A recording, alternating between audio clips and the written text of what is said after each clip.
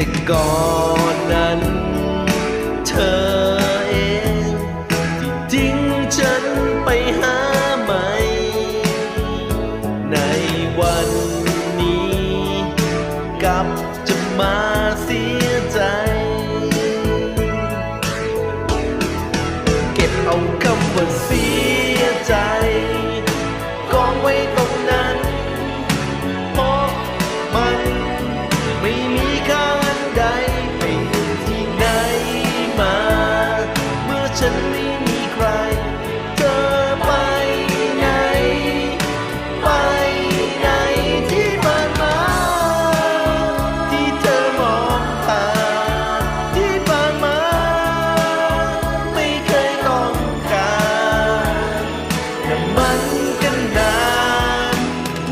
นจนสายเกินไป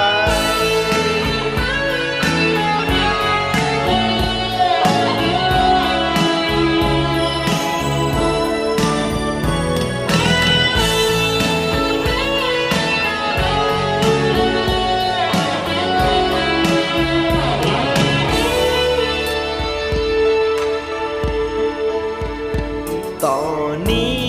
ไปความช้ำใจคงไปไม่มีต่อนนี้ไปตัวฉันคงทำใจได้ดีจะบาปไหมหากฉันจะขอไปสักทีในวันนี้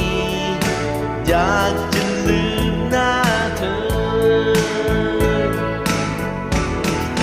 เก็บเอาคำว่าเสี